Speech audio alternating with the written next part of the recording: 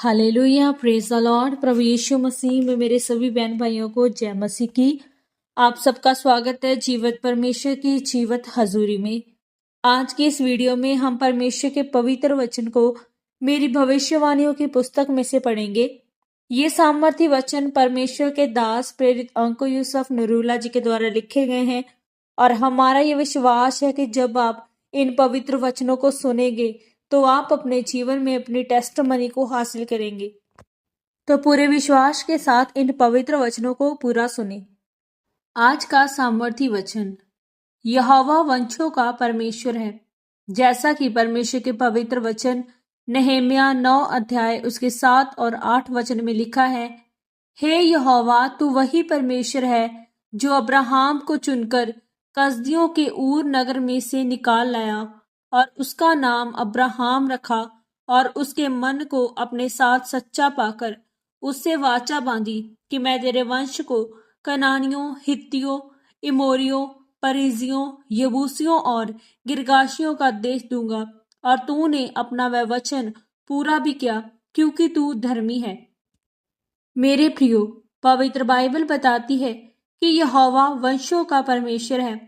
अगर आज परमेश्वर ने आपको अपने पास बुलाया है तो इसका मकसद ये नहीं है कि उसने सिर्फ आपको अपने पास बुलाया है, उसने आपके द्वारा आपके वंशों को भी अपने पास बुलाया है। परमेश्वर की कोई भी योजना किसी सीमित समय के लिए नहीं है, लेकिन आपको परमेश्वर के मकसद को पूरा करने के लिए दूरदर्शी बनना पड़ेगा। पवित्र बाइबल में लिखा है कि अब्राहम ने जब परमेश्वर की आवाज को सुना और अपना देश और अपने लोगों को छोड़कर परमेश्वर की इच्छा को पूरा करने के लिए निकल पड़ा, तो परमेश्वर ने एक दिन उससे वाचा बांधी कि तू मेरे साथ सच्चाई से चला, इसीलिए तू तो आशीषित होगा ही, पर जिस देश में तू परदेसी होकर रहता है, मैं वह देश भी तेरे वंश को दे दूंगा। आप नहीं जानते कि परमेश्वर में स्थिर खड़े रहने का फल कितना बड़ा है। अगर आप इस बात को जान जाएंगे तो कभी परमेश्वर से पीछे नहीं हटेंगे। पवित्र बाइबल में लिखा है कि जब नाओमी और उसकी दोनों बहुएं विधवा हो गई तो नाओमी ने उनको बोला कि मेरे पास कोई दूसरा बेटा नहीं है जिसके साथ मैं तुम्हारा विवाह करवा दूं, इसीलिए तुम दोनों अपने अपने देश लौट जाओ। लिखा है कि उसकी बहू ओरपा तो अपने देश लौट गई, क्योंकि उसको दूर देश में अपनी शादी नजर आ रही थी। उसको मालूम था कि अगर मैं अपनी सास के साथ रहूंगी तो मुझे सारी उम्र ऐसे ही विधवा के रूप में रहना पड़ेगा, इसीलिए मैं अपने देश में चली जाऊंगी और मैं वहीं पर परमेश्वर की आराधना कर लूंगी। लेकिन रूत अपनी सास से अलग नहीं हुई, क्योंकि रूत सोचती थी कि अगर मैं अपने देश चली जाऊंगी तो वहां पर मुझे शारीरिक आशीष तो मिल जाएंगे, लेकिन यहोवा परमेश्वर की आराधना करना उस देश में नसीब नहीं होगा। पवित्र बाइबल में जब हम आगे की किताबों को पढ़ते हैं तो गोलियत और जितने उसके भाई थे वह ओरपा के वंश से पैदा हुए थे और उनको जिस वंश ने मारा था वह रूत का वंश था। अगर आप परमेश्वर में हैं और अभी तक आपके जीवन में कोई प्रार्थना का उत्तर नहीं आया तो इससे कभी ऐसा अनुमान ना लगाएं कि परमेश्वर आपके साथ है या नहीं।